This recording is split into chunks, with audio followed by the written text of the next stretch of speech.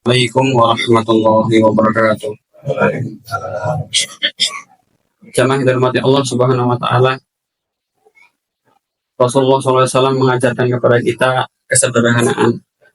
Jadi dalam Islam itu kesederhanaan standar kehidupan seseorang itu ketika memiliki tiga hal. Dalam sebuah hadis disebutkan man asbaha minkum aminan fi syirbi mu'afan fi jasadi indahu qutu yaumi faka'annama hizat lahu dunya.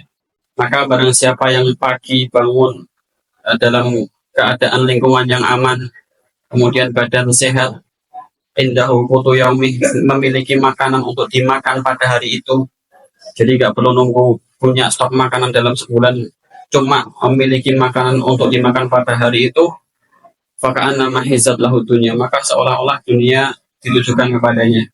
Maka kalau kita mendapatkan tiga kenikmatan ini Pak, kita layak bersyukur karena Allah telah memberikan dunia kepada kita.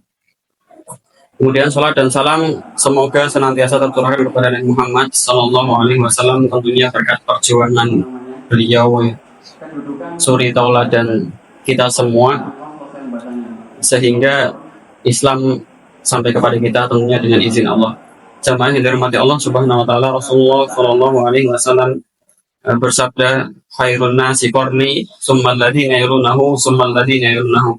Sebaik-baik generasi, sebaik-baik manusia, ya, kata Rasulullah adalah qarni, pada zaman Rasulullah, yakni Rasulullah bersama para sahabatnya. Summal ladzina yalunahu, kemudian generasi setelahnya, generasi tabi'in.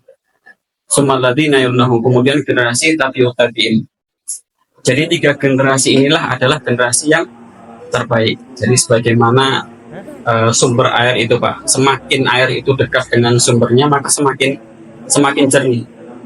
Kemudian air itu mengalir semakin jauh dari sumbernya maka semakin keruh. Begitu pula dengan generasi, ya. Kalau kita mau mengambil contoh bagaimana sikap bagaimana sih sikap yang benar dalam menghadapi bulan Ramadan ini, maka kita perlu mengambil contoh yang paling dekat dengan sumbernya, ya. Karena mereka adalah sebaik-baik umat, sebagaimana Rasulullah sebutkan tadi. Maka kalau kita melihat sejarah dan kisah-kisah para sahabat beserta tabi'un bersama dan juga para ulama terdahulu, itu ketika mendekati bulan Ramadan, salah satu amalan yang mereka tekankan, mereka seriusi, ya Pak, itu adalah mendekat kepada Al-Quran. Jadi yang pertama adalah mendekat kepada Al-Quran. Jadi ketika masuk bulan Ramadan ini Pak, biasanya mereka para ulama menghentikan aktivitasnya dan fokus untuk amal-amal soleh, terutama Al-Quran ini Pak, banyak tilawah. Mungkin kalau kita di luar Ramadan hanya mampu sehari satu halaman, ya kalau bisa pada bulan Ramadan ini kita target, ya, sehari satu juz misal, paling tidak satu juz, ya, atau kalau nggak mampu setengahnya. Kalaupun belum bisa membaca Al-Quran, ya Pak, kalau belum bisa membaca Al-Quran maka kita perlu usaha, kita perlu ikhtiar bagaimana caranya agar supaya kita itu dekat dengan Al-Quran, karena Allah melihat usaha kita Pak. Jadi Allah itu berfirman, ya, dalam surat Al-Mulk, liyabluwakum ayyukum ahsanu amala. Jadi bukan aksaru amala tapi ahsanu amala, bukan sebanyak-banyak yang paling banyak amalnya, tapi yang terbaik amalnya. Maka yang terbaik itu yang senantiasa berusaha, nggak bisa ya tetap berusaha. Kalau belum bisa baca Al-Quran, belum lancar, tetap kita berusaha untuk tetap dekat dengan Al-Quran, terutama di bulan Ramadan ini, ya. Sebagaimana Rasulullah bersabda, bahkan orang-orang yang tidak lancar membaca Al-Qurannya itu tetap mendapatkan bonus dalam bulan Ramadan ini. Rasulullah bersabda, walladzi yaqra'ul Qur'an wa yatata'ta fihi wa huwa alaihi syaqun lahu ajran. Dan orang yang dia membaca Al-Quran kemudian terbata-bata karena nggak bisa baca dengan lancar, ya. Qul huwallahu ahad, misalnya terbata-bata seperti itu, maka fihi wa huwa alaihi syak, kemudian dia merasa sulit, ya, sulit untuk lancar, pengen lancar tapi susah, tapi tetap berusaha. Kemudian kata Rasulullah, lahu ajron, maka baginya dua 2 pahala. Nah, ini kalau belum bisa lancar dalam membaca Al-Quran, ampun minder ya. Ampun putus asa dalam belajar ya. Karena tetap mendapatkan bonus bagi mereka yang tidak lancar membaca Al-Quran. Kemudian yang kedua, kita baca maknanya, Pak. Jamaah sekalian. Jadi ketika kita tidak lancar dalam membaca, kemudian yang kedua adalah dibaca maknanya. Ataupun baik yang lancar pun juga dianjurkan untuk membaca maknanya. Karena Al-Quran ini petunjuk bagi kita semua tentunya umat Islam. Sebagaimana Allah Subhanahu wa taala berfirman dalam surat Al-Baqarah, "Syahrul Ramadan alladzi unzila fihi al-Qur'an hudan linnas."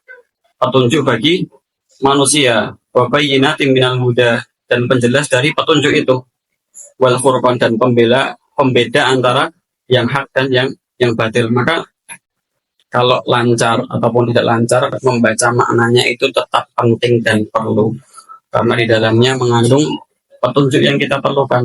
Mungkin selama ini kita punya masalah ya, buntu, tidak mendapatkan solusi. Bisa jadi ketika kita membaca makna dari Al-Quran itu, insya Allah Allah mengasih jalan di dalam upaya kita mencari hidayah. Kemudian yang terakhir adalah ketika kita lancar, kemudian sudah menerapkan baca makna dari Al-Quran itu, yang terakhir adalah menghafalkannya. Ikhtiar untuk berusaha untuk menghafalkan Al-Quran, walaupun hanya surat-surat pendek. Supaya hafalan kita tetap terjaga, maka pakai itu Pak, pakai hafalan kita untuk di sholat-sholat sunnah kita ya. Bahkan ulama terdahulu itu Pak, yang hafal satu Al-Quran, yang murojaahnya itu ketika sholat ya, ketika sholat sunnah ya. Sebagaimana dikisahkan ya Pak, ulama terdahulu, salah satu imam madhab yang terbesar, Imam Asy-Syafi'i, muridnya itu berkata kan Asy-Syafi'i yahtimul Quran fi syahril Ramadan sittina khotmatan. Jadi Imam Asy-Syafi'i biasa menghatamkan Al-Quran pada saat bulan Ramadan sebanyak 60 kali. Jadi satu harinya 2 kali khatam Pak. Jadi nggak kebayang itu sholatnya berapa lama, sholat khatam Quran. Kemudian ditambahkan oleh Ibnu Abi Hatim bahwa khataman tersebut dilakukan dalam sholat. Jadi Imam Asy-Syafi'i itu menghatamkan 2 kali itu ketika sholat sunnah ya. Seperti itu. Jadi nggak bayang Pak, sholat sunnah khatam 30 juz, bukan cuma sekali tapi 2 kali. Nah itulah perbedaan ulama terdahulu dengan kita yang ada di zaman sekarang ini. Dan perlu kita ketahui bahwasanya ketika seorang muslim itu masuk ke dalam surga, kemudian diserukan oleh malaikat kepada penghuni surga untuk membacakan hafalannya, Iqra wa Qra, bacakan Al-Quran dan engkau akan naik. Kemudian kedudukanmu di surga ketika engkau selesai membacanya, Iqra wa Qra fa inna akhira qiraatika, ya intinya bacaan akhir dari hafalan kita itulah kedudukan kita di surga Pak ya.